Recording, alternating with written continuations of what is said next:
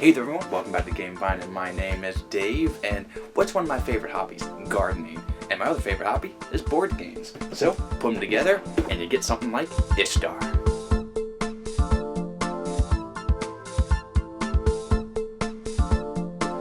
Ishtar, the Gardens of Babylon, is brought to us by Iello, and boy, the production of this game is just stellar. Now, it is a tile laying game, really easy to kind of teach, but so much depth, and you could be diving into this game for decades. So just picking up a tile, laying it down, spinning some gems, and making a garden. I like tile laying games, and when a game has a great production, well, I go a little biased and give it a few more points. So let's see what I think about this game, but first, let me show you what comes in the box. Oh yeah.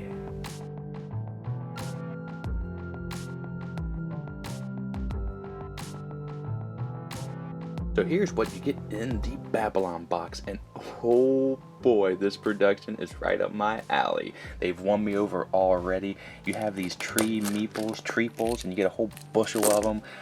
The other meeples are really good. Even the gems have a nice weight to them. They're not just regular gems that you see in the aquarium store. And the plastic bits are just nicely detailed, and the cardboard components are just pretty and thick cardboard as well. The card here is not a linen finish. You know I like a linen finish, but the art is pretty nice.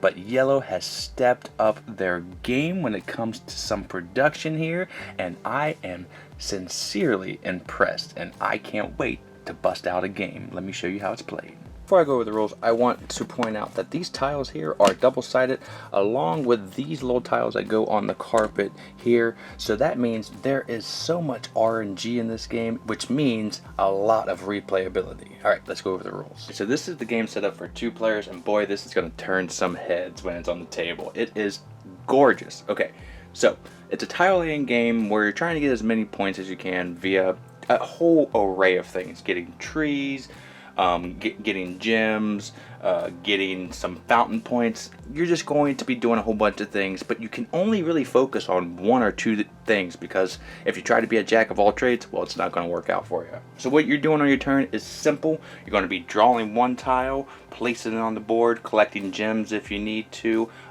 doing special actions if you need to, and then planting a tree if you need to. Now let's go over 1 turn. So the flower meeple is going to be right here. Now everyone starts with a purple gem, and you can spend any color gem to move up 1 space if you want, but you can always move to the next space for free. So let's take our for free piece. We're going to go ahead and place it. Now when you place it, you can only place it where a fountain is, off of a fountain, or off another tile that is already on the board. Now I placed it right here. Now there are some illegal moves.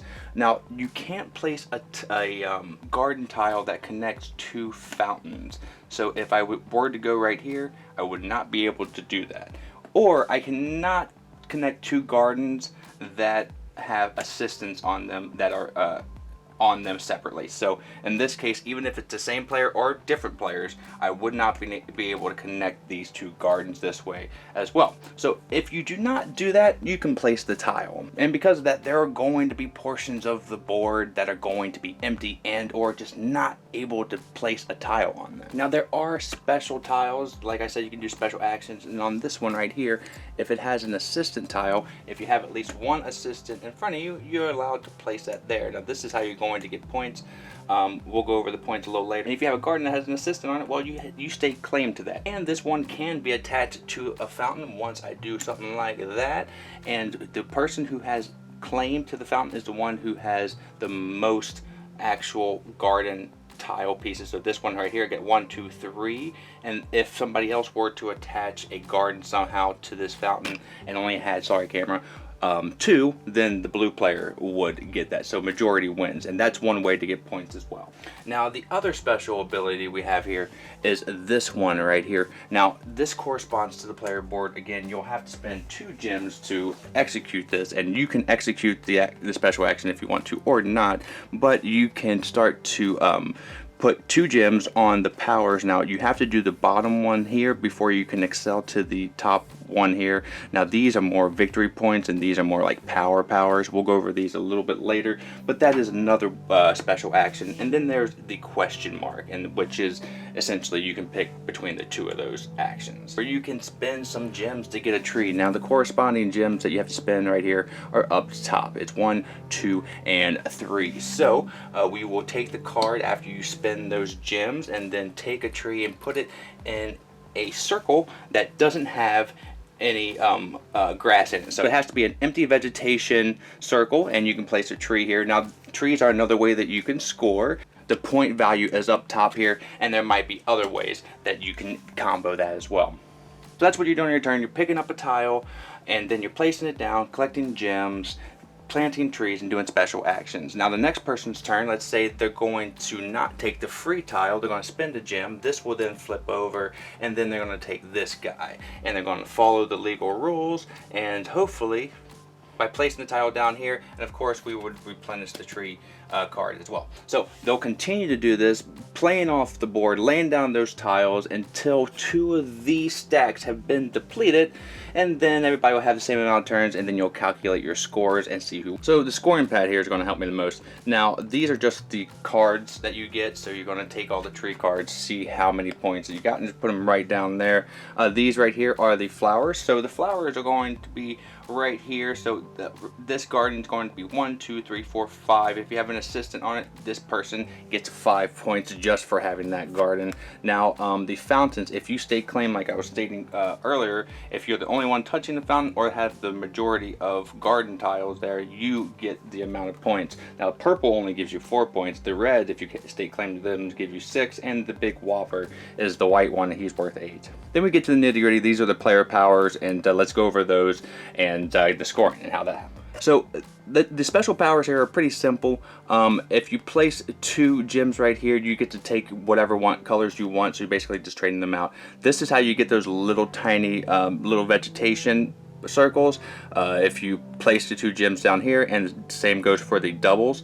Now this one right here is how you're going to get these assistants out of here, or you can get a tree card and put it in front of you, but you can get more assistants, and that might be good. And this one right here, you could either take a vegetation tile from up top here or another assist. Now the top one, like I said, you have to get the bottom ones to put the gems here before you can get the top ones. Now these are going to be the scoring, so let's go over those.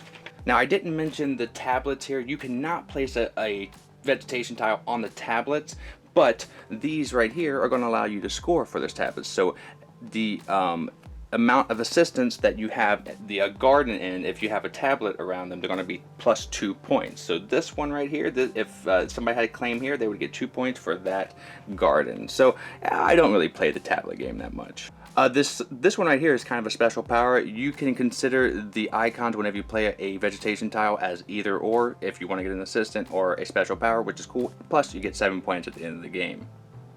And this is self-explanatory. If you have a whole bunch of gems left over, or you want to play the gem game, white gems are worth 1, 2, 3 for its corresponding gems, so you can get points that way.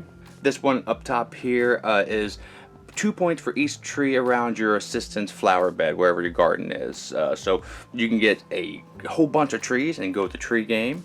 And the last one here is 7 points for each assistant that you haven't actually assigned onto the board. So in this case, I would have gotten 21 points. So once everybody's played out their last turn, you add up all those scores, see who the winner is, and that's how you play this game. Now let me tell you my opinion and give this game a grade. So that is how you play Ishtar, the Gardens of Babylon. And I like this game quite a bit. It gets an 82 for me, and that is the Game Vine Top Player Award. Yeah, Top Gamer Award. It's a new thing. If you, anything above an 80, you get it. So this game is, like I said, really easy to kind of grasp, but man, the one thing that I don't like about this game is the AP, and sometimes this happens to me in Carcassonne. It's most tile laying games. When you start the game, like the first two players or so, there is a learning curve to keep your eye out looking for the legal move. Sometimes you're just going to do something illegal, and then you're going to play 5 turns out, and then there's no way of going back. So this game has that happen quite often in the first few games. Unlike a Carcassonne that's a little straightforward, this one you have to really be paying attention to the fountains and other people's gardens and the tablets. It's a lot to pay attention, and that's why the analysis paralysis is my least favorite thing about this game. And the fact that there isn't a reference card, I really would like a reference card. Sometimes I forgot what things did, and having something instead of going to the actual book or page would have been much easier. But that's all the kind of negatives in my book. The positive greatly outweigh this. The theme, it's kind of there. The desert is very brown and bland board, but those gems really do liven it up. But once you get everybody's garden on the board, it's just nice and green, and especially if people really spent time in getting the trees, in which is one of my favorite strategies. Speaking of which, you're not going to be able to execute every one of these strategies. You're going to have to pick one and maybe dabble in another one or two, but you're going to have to focus, because this game wraps up in a quick clip. It's only like 30 to 45 minutes, which is good for me. I like a fast, concise, clear to understand game, but this game still feels like I played this big, grandiose kind of tile laying game, especially because the components really do add to the depth and charm of this game, and I like it quite a bit. And the game actually scales pretty well. It doesn't add much time there. And the designer of the game is one of the Brunos, Bruno Cathala, one of my favorites. So, you know, it wins in my book. And if you like tile laying games, this is going to be something you want to look into, especially if you like highly produced tile laying games. So I'm recommending this, and it does get the GameVine Top Gamer Award. Now, thank you so much, Iello, for providing us with this review copy. We really do appreciate your support. You've been doing it for a while now, and man, it just puts a smile on my face. I can't wait to review more games of yours. And thank you so much, Vine Nation, for tuning in to this review. And until next time that I see you, have a great rest of your day and a great time with all you play. I'm Dave, and I'm out. Bye, everybody.